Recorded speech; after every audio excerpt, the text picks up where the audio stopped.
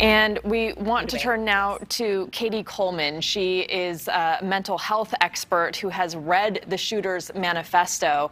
Thank you for being here with us tonight. I read some of your analysis of it. It was very interesting.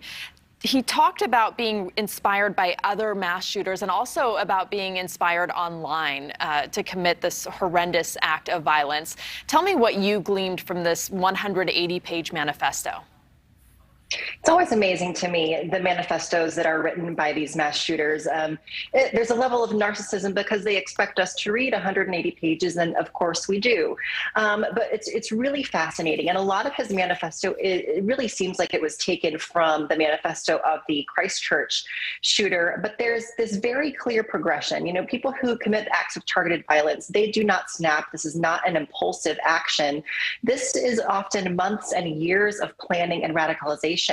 And you know, you've been talking about this on the program all evening, that this is a guy who self-identifies himself as a racist, as a white supremacist. He radicalized himself on 4chan and by reading the Christchurch manifesto, and he dehumanized the Black population by referring to them really in derogatory terms and calling them quote unquote replacers.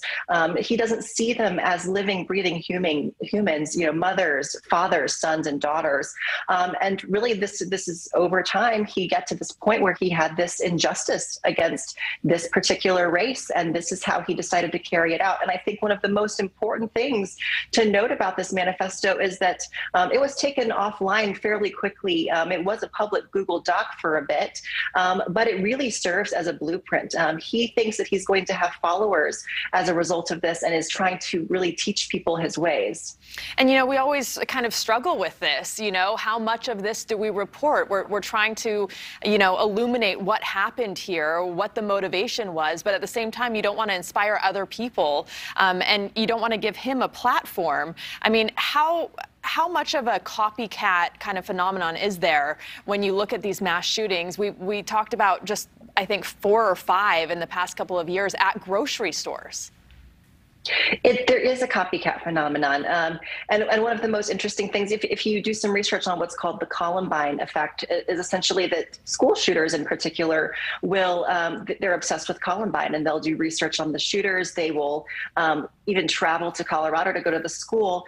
And so people, it's not that reporting on this really makes people want to commit these crimes. It's that people who are already kind of being radicalized, then they find something to put their focus on, and they see this as a guiding light. And they're usually deranged or sick in some way, shape, or form. But I don't think that simply reporting on this is going to create a copycat effect. There's much more complex factors that are involved here. And you haven't treated him, obviously, but just given your expertise in mental health, what do you make of him? I mean, do you think he's mentally ill? So most people, even if they've never received any treatment prior to committing an act like this, if you were to retroactively diagnose them, you're usually going to find something, whether it's delusional disorders, whether it's they're depressed and suicidal. You know, you don't really know. But, you know, the interesting fact that came about today was the fact that he was referred for a mental health evaluation while he was in high school for making a threat. And so it does make you think that there was potentially something there. I do think it's important to point out, however, that there's no mental illness that is going to cause somebody to become violent. And really, I like to see it as 2 separate issues to treat. There's a mental health issue and there's a behavioral and propensity to violence issue. And the interesting thing, too, is that when officers approached him and confronted him, he had a gun. He was about to kill himself. They talked him out of it, which is pretty impressive. So he is alive. They can get more details in their investigation with him there to talk about it. He's on suicide watch now, yet he wore a bulletproof vest and protective gear. So is he suicidal or not?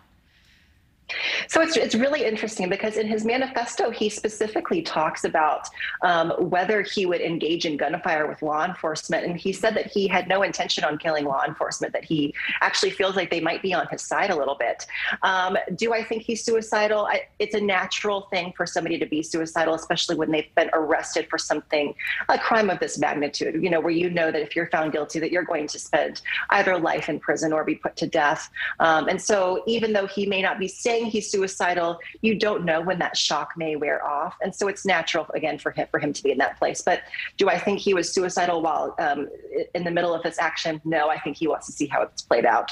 And, there are a lot of people who are angry about a lot of different things, who obsess about a lot of different things. But when does it go from anger to an obsession with vengeance, to an obsession with carrying this out? Well, I think when he made the threat toward the school, that should have been a first clue. And it's natural for when somebody makes a threat against a school for them to be referred for a psychological evaluation and be placed on a hold. We don't know what happened during the course of that evaluation. But when I'm consulting with schools or workplaces, I tell them once they're on your radar, they should never be off. You don't know what stressors are going to happen in their life or what more radicalization they're going to encounter that may embolden them in the future. Because oftentimes these threats and these, this desire for vengeance and to avenge is cyclical, and you don't know when it's going to come back. And so is it an issue of free speech? Is it an issue that he's violent? Really, you're going to look at where he's spending his time. How much time is he spending on the dark web or on 4chan or reading these manifestos? One of the biggest identifiers is the fact that he was so obsessed with the Christchurch shooting. And the fact that when he was 12 years old, he was also very much into communism. That most 12-year-olds are not into that. And so those should have been red flags long ago. Yeah, the ideologies that he was clinging to definitely should have been red flags. Dr. Coleman, thank you so much. Really interesting insight tonight. We appreciate your time. Thanks for watching. Click the red subscribe button below so you can get more of NewsNation's fact-driven, unbiased coverage.